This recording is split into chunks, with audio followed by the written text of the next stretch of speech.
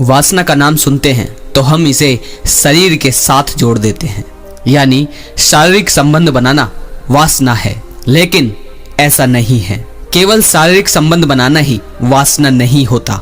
हमारे लिए यह जानना बहुत ज्यादा जरूरी हो जाता है कि हमारे लिए जरूरी क्या है, हमारा सुख और शांति से रहना या संसार की भौतिक चीजों को ज्यादा से ज्यादा इकट्ठा करना। लोगों की ये सोच है कि अगर वह ज्यादा से ज्यादा संसार की भौतिक चीजों को इकट्ठा कर लेंगे तो जीवन में सुख और शांति रहेगी, और अगर ऐसा होता तो इस दुनिया के सबसे अमीर आदमी को मोक्ष मिल गया होता, क्योंकि उसके जीवन में तब तो सुख और शांति रहती। लेकिन ऐसा नहीं है।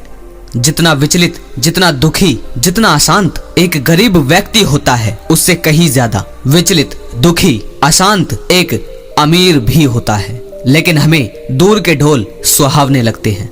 अब वासना पर आते हैं। वासना क्या होती है? एक ऐसी चाहत जो हमेशा पूरा होने का लालच देती है, जिसमें हम दिन रात रहते हैं, उसे वासना कहते हैं। या जो हमारे अंदर ज्यादा रहती है उसे वासना कहते हैं, और जो कभी पूरा नहीं हो सकती। जब वासना शरीर के साथ मिलती है तो काम वासना कहलाती है। अब कहानी से आपको ऊंचे से ऊंची वासना के बारे में बताता हूँ, तो अंत तक गहराई से समझे। एक गांव में एक गुरु अपना उपदेश दे रहे थे। उन्होंने कहा, हमारे दुखों का कारण है इच्छा, कामना और वासना। जो लोग इच्छा, कामना और वासना में नहीं पड़ते वह सुखी रहते हैं।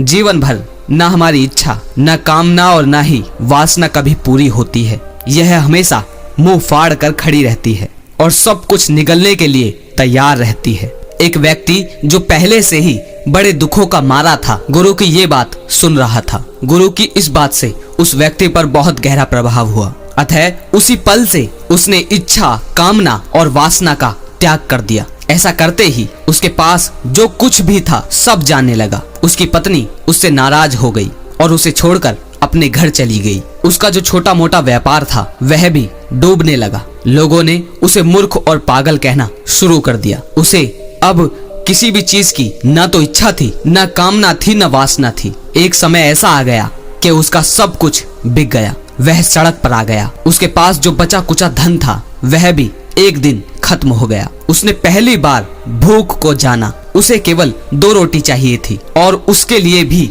उसके पास पैसे नहीं थे।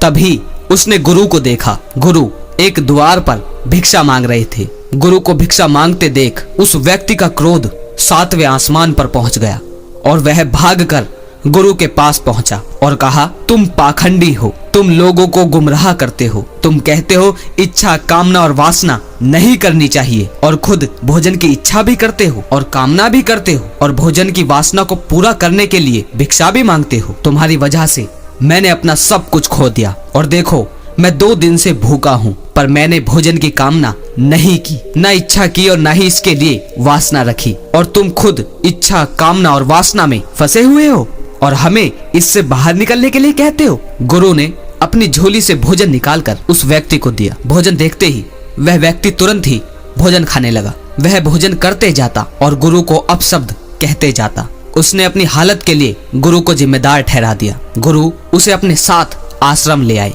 आश्रम में आकर उस व्यक्ति ने गुरु से रोते हुए कहा, आपने मेरे साथ ऐसा क्यों किया? मैं जैसा भी था अपने दुखों के साथ जी रहा था, पर सुख का ख्वाब दिखाकर आपने तो मुझे लूट लिया।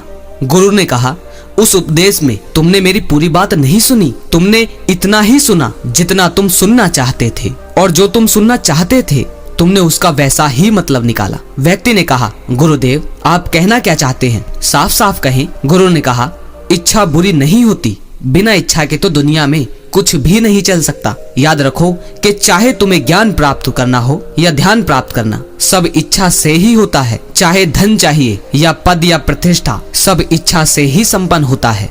परंतु जब ये इच्छा अनियंत्रित होती है, जैसे एक इच्छा दूसरी इच्छा को पैदा करती है, दूसरी तीसरी को, तीसरी चौथी को, और यही इच्छाएं बढ़ती चली जाती हैं। इन्हीं इच्छाओं का जाल कामना के रूप में पैदा होता है। कामनाएं भविष्य में होती हैं और यह कुछ भी हो सकती है।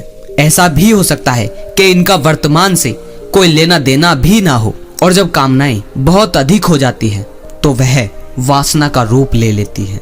वासना किसी भी इच्छा को पूरा करने के लिए तुरंत दबाव डालती है। जब तक यह पूरी नहीं होती मनुष्य अपना सुध बुध खो बैठता है और इसे पूरा करने के लिए वह अच्छा या बुरा कुछ नहीं देखता।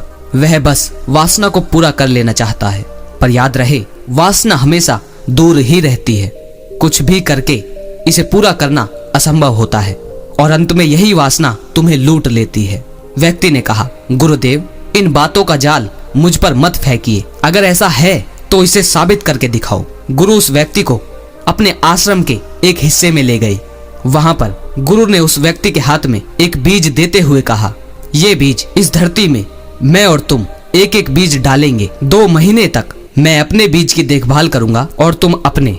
2 महीने में जिसका भी बीज अंकुरित होकर बेहतर पौधा बनेगा वह जीत जाएगा। अगर मैं जीत गया तो तुम मुझसे कुछ नहीं पूछोगे और अगर तुम जीत गए तो तुम जो कहोगे वह मैं करूंगा। वह व्यक्ति गुरु को सबक सिखाना चाहता था तो उसने गुरु की बात मान ली। गुरु और उस व्यक्ति ने एक साथ साथ अपने बीज जमीन में डाल दिए। दोनों अपने अपने बीजों का ख्याल रखने लगे, लेकिन वह व्यक्ति अपने गुरु से हारना नहीं चाहता था। इसलिए उसके दिमाग में अलग अलग तरह की चीजें चलने लगी। उसने जीतने के लिए मिट्टी में खतरनाक रसायन मिलाए, जिससे उसका पौधा बहुत जल्दी अंकुरित हो गया। जबकि गुरु अपने सीधे सादे तरीके से खाद बनाकर मिट्टी में मिला रहे थे। 1 महीने में उस व्यक्ति का पौधा जमीन से निकलकर शानदार तरीके से बाहर दिखाई देने लगा, जबकि गुरु का पौधा उसके सामने इतना अच्छा नहीं दिखाई दे रहा था। पर धीरे धीरे गुरु का पौधा भी बढ़ने लगा, लेकिन उस व्यक्ति के पौधे को पता नहीं क्या हो गया और उस व्यक्ति का पौधा धीरे धीरे सूखने लगा। उस पौधे की मिट्टी खराब हो चुकी थी। उस व्यक्ति ने बहुत ज्यादा प्रयास किए कि उसका पौधा वापस बढ़ने लगे, लेकिन उसके सारे प्रयास विफल हो रहे थे। 2 महीने खत्म होने वाले थे और अब गुरु का पौधा बहुत अच्छा नजर आ रहा था, जबकि उस व्यक्ति का पौधा मुरझाया हुआ लग रहा था। तब उसने सोचा कि कल 2 महीने पूरे हो जाएंगे और मैं हार ही चुका हूँ, तो अब जीतने का एक ही तरीका बचता है। वह व्यक्ति रात को उठा और उसने जमीन पर गाय के पैरों के निशान बनाए और गुरु का पौधा जमीन से उखाड़ दिया। जब वह ऐसा कर रहा था तब गुरु उसे देख रहे थे। गुरु पीछे से उसके पास आए और कहा, यह करने के लिए तुमने रात का ही समय क्यों चुना? ऐसा तो तुम दिन में भी कर लेते। गुरु की आवाज सुनते ही वह व्यक्ति घबरा गया। गुरु जोर से हंसे और कहा, अब भी नहीं समझे कि हमारी इच्छा कैसे कामना और फिर वासना बन जाती है। बीज को जमीन में डालने की इच्छा, उस बीज से पौधा बनने की इच्छा और उस पौधे से फूल या फल लेने की इच्छा उचित है। इस इच्छा को पूरा करने के लिए ईमानदारी से किया गया प्रयास भी बिल्कुल उचित है।